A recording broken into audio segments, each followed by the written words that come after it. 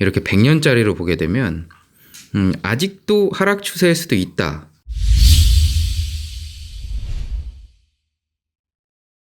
네, 안녕하세요. 머니머신입니다. 네, 지난 시간에 금 가격이 어떻게 결정되는지에 대한 이야기, 여기에 더해서 금뿐만 아니라 모든 자산의 가치가 어떻게 결정되는지에 대한 이야기를 좀 했었죠. 그래서 이렇게 결론을 내렸습니다. 금 가격이 상승할 때 다른 모든 자산의 가치도 상승한다.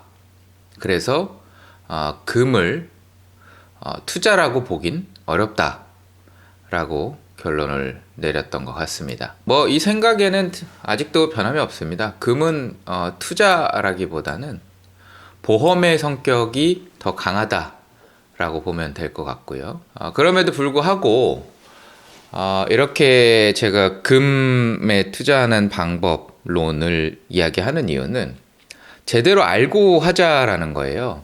아직 뭐 이렇게 서로 말이 많죠. 뭐 금 투자하시는 분들도 실물에 투자해야 된다. 실물에 투자해서는 수익이 안 난다. 뭐 이런 얘기들 많이 있는데 이거를 명확히 좀 정리를 하겠습니다, 오늘. 우선 금 투자에서 수익 창출할 수 있는 방법에는 첫 번째로 직접 투자가 있습니다. 골드바나 금두꺼비 이런 거 구매해서 이 매매 차익에 의한 수익이 있을 수 있고요. 간접 투자죠. 2003년 이후부터 이렇게 관련 법들이 생겨나면서 실물 없이 이제 금 가격 변동에 의한 수익이 발생할 수 있는 구조가 만들어져 있습니다. 실물 투자하시는 분들은 그거는 가짜다, 숫자만 있는 종이금이다, 뭐 이렇게 얘기들을 하죠. 그래서 실제 위기가 왔을 때는 내가 손에 쥘 수 없기 때문에 가짜 금이다, 가짜 돈이다, 뭐 이렇게 얘기를 하는데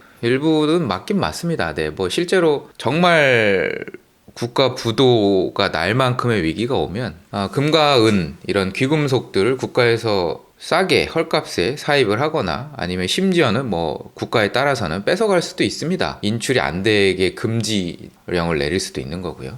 국가가 망할 정도, 실제 한국 사례로는 2007년 8년 정도 수준 가지고는 안 되고 IMF 금융위기 97년도 98년도 그때 정도 수준보다도 더 안 좋아야 되는 얘기예요. 그때는 자진해서 우리가 금모으기 운동을 했었죠. 그래서 뭐 그 얘기는 틀린 얘기입니다. 간접 투자로 얼마든지 접근할 수 있고 수익을 낼 수 있습니다. 근데 이게 뭐 가짜 돈이다, 숫자만 있는 거다라고 생각하시는 분들은 은행에 예적금도 하시면 안 되죠. 그냥 현금으로 집에 쌓아두시기 바랍니다. 시스템에 대한 이해가 전혀 없는 거죠. 그리고 이제 직접 투자에 대해서는 이제 뭐 그 매매가에 대한 부가세라던가 그다음에 중간에 그 유통 비용 이런 것들 때문에 큰 수익이 없다라고 얘기할 수도 있는데 사실 뭐 많은 얘기이긴 합니다. 근데 또 실물 투자 안 하시는 분들이 그렇게 얘기하시긴 해요. 근데 이 실물 투자를 해보면 꼭 그렇지만도 않습니다. 그 실물 투자하시는 분들이 주장하는 것처럼 정말 위기가 왔을 때, 큰 위기가 왔을 때는 오히려 프리미엄이 붙을 수도 있다라고 생각도 합니다. 저도 실제로 손에 쥐고 있는 거기 때문에 그런 날이 오도록 바라면 안 되겠죠. 그래서 이제 실물 투자를 안 하시는 분들은 또 그런 얘기를 하는데, 근데 뭐 실제로 실물 투자를 해보면 거래가 다 됩니다. 그 시장가에 의해서. 그러니까 손해보고 파는 사람은 없습니다. 그런 분들은 이제 그 정말 이 시장을 잘 이해하지 못하고 있는 분들이 그냥 금은방 가서 급전이 필요하기 때문에 어쩔 수 없이 손해보고 파시는 거죠. 근데 그렇게 팔면 안 되죠, 당연히. 충분히 그렇게 팔지 않아도 제값을 받고 팔 수 있는 방법들이 있습니다. 그래서 이제 세부 그런 여러 가지 방법론에 대한 것을 이야기하기에 앞서서 금 가격이 어떻게 결정되는지에 대한 내용 그리고 계산 방법을 말씀을 드리겠습니다. 물론 수요와 공급에 의해서 결정되긴 하죠. 국내 금 가격 결정 요인을 먼저 볼게요. 국내 금 가격 결정 요인을 보면 국제 금 시세에다가 플러스 미국 달러 가치의 영향을 받습니다. 모든 금 거래는 달러로 거래가 되기 때문에 당연히 달러 가치에 연동이 되고요. 그래서 환율에 따라서 금 가격이 변할 수 있습니다. 3번째로는 국내의 수급, 수요와 공급에 따라서 변동될 수 있다. 그리고 국제 금 시세는요, 금 1온스 31.1g 정도, 돈으로 치면 약 8.3돈으로 거래가 되는데요. 1온스당 거래되는 달러 가격을 기준으로 합니다. 뭐 영국도 있고 뉴욕도 있는데, 영국이 뭐 금융이 먼저 발전했기 때문에 그쪽이 있고요. 지금은 이제 뉴욕이 금융의 선진 도시죠. 뭐 영국도 아직 그 역할을 하고 있긴 하지만 어찌됐건 뭐 그렇기 때문에 뉴욕에서 하는 그런 상품 거래소의 코맥스 가격이 일반적인 국제 금 가격 기준으로 사용됩니다. 실제로 네이버에서도 코맥스 가격을 쓰고 있습니다. 금 가격에 대한 이야기를 하면서 국내 시세를 이야기하면 사실 이해도가 부족한 거죠. 왜냐하면 국내 시세는 국내 수급 요인과 그 다음에 달러 가치에 따른 그런 왜곡이 생길 수 있기 때문에, 그리고 금은 대표적으로 달러와는 반대로 움직이는 자산이라고 지난번에 말씀을 드렸죠.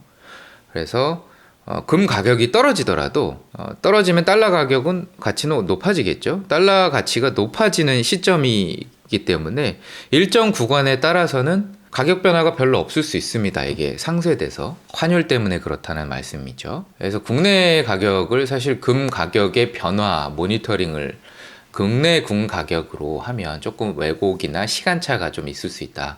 그래서 국제 금 시세를 보면서 의사결정을 하시는 게 더 낫습니다. 물론 이제 구매할 때는 당연히 내가 얼마에 구매하는지도 중요하지만 트렌드 파악을 위해서는 국제 금 시세를 보는 게 낫다라는 거죠. 그래서 이제 금 가격이 어떻게 계산되는지 보면 매매 기준율이 이제 국제 금 시세 나누기 31.10 블라블라블라 이런 수를 이제 나누는 거죠. 1g당으로 계산을 하려면 그 다음에 원달러 환율 곱하기 여기에 또 99.99% 이게 49이라 그러죠. 금이나 은도 마찬가지고요. 99.99%가 이제 순도가 가장 높기 때문에 100% 안 쳐준다는 거예요. 99.99%만 가격으로 쳐주는 거죠. 뭐 이걸 해주는 데도 있고 안 해주는 데도 있고 그러는 것 같습니다. 1월 2일 올해 그 금 가격 정보인데요. 한국조폐공사에 나와 있는 거는 이제 부가세 포함 가격이고요. 그리고 뭐 100g 미만과 이상일 때 가격이 조금씩 다릅니다. 54,000원, 53,900원, 53,398원 뭐 이 정도 수준이고요. 네이버는 이제 신한은행 기준으로 나오는데 고객이 살 때 48,000원, 고객이 팔 때 43,900원 뭐 이렇게 되어 있죠. 이게 한 10% 이상 차이가 나요. 10에서 뭐 경우에 따라서는 12, 3%. 그리고 요거는 이제 부가세가 포함이 안 된 가격이죠. 부가세를 포함을 시키면 아마 조폐공사에서 공시한 가격하고 유사하긴 합니다. 한국표준금거래소 가격이 있고요. 요거는 이제 한 돈당 가격을 얘기하는 거죠. 18만 9천원. 요거 돈이니까 3.75g을 나누면 뭐 한 5만 원 정도 나옵니다. 이것도 부가세 제외의 가격인 것 같고요. 그래서 보면은 여기 그 살 때와 팔 때 가격이 조금씩 달라요. 여기도 이건 오타네요. 살 때와 팔 때 가격이 여기도 한 10% 정도 차이가 나죠. 그래서 가격이 이거를 산 다음에 되팔 때는 10%가 떨어지기 때문에 20% 이상 수익이 나야 된다 라고 이야기하긴 하지만 사실은 실제 거래할 때는 물론 이제 급하게 매매하면 맞습니다. 이런 거래소나 아니면 그런 금은방에서 거래를 하면 가격 제값을 못 받죠. 근데 이제 요즘 어떤 시대죠? 인터넷 시대잖아요.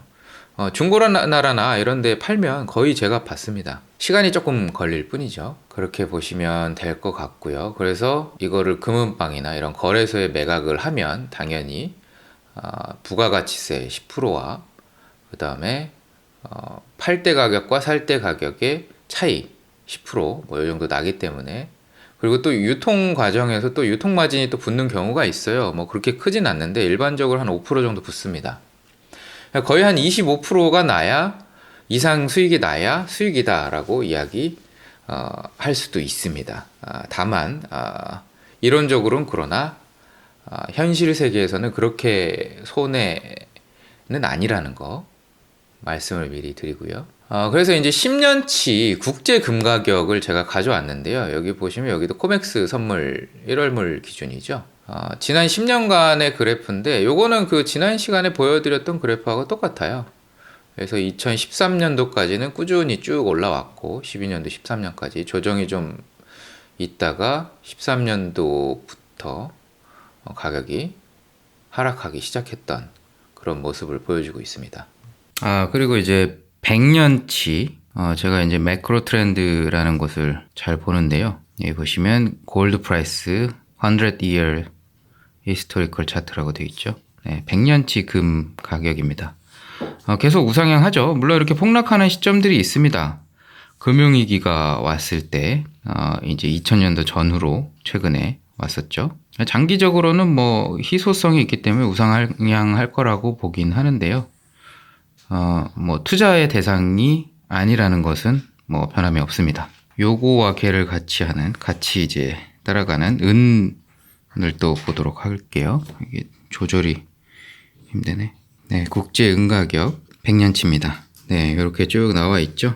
비슷한 흐름입니다. 뭐 당연하게도 최근에는 좀 많이 떨어져서 뭐 이거를 그 최근 그래프만 본다면 많이 떨어진 것처럼 보이고 이제 반등하는 것처럼 보여요. 근데 이제 이렇게 100년짜리로 보게 되면 아직도 하락 추세일 수도 있다. 뭐 이런 생각이 들기도 합니다. 물론 이제 그거는 예측할 수는 없는 거죠. 그리고 이제 금은비를 가지고 많이 투자를 합니다. 골드 투 실버의 레이쇼 있죠. 네. 요게 이제 80 이상이면 금 말고 은이 이제 저평가되어 있는 거니까 금은비라는 게 이제 금으로 살 수 있는 실버의 양을 말하는 겁니다. 그게 이제 굉장히 높게 올라갔죠. 거의 뭐 과거에는 100까지 올라간 적이 두 차례 있습니다. 네, 91년도네요. 인플레이션 현상이 발생하고 있을 때 같습니다. 최근 이제 뭐 그런 현상들이 다시 일어나고 있는 것 같습니다. 그래서 뭐 조만간 위기가 온다 뭐 이런 얘기들도 많이 나오고 있죠. 근데 여기도 보면 그 이후로 좀 한참 있다가 분명히 이거 왔죠. 이렇게 해서 금은비 100년치를 또 봤습니다. 이게 80 이상이면 은과 금의 갭이 굉장히 벌어져 있다라는 거니까 은이 상대적으로 저평가되어 있다라는 얘기라고 또 얘기를 하더라고요. 네. 저는 뭐 싼 거는 그냥 삽니다.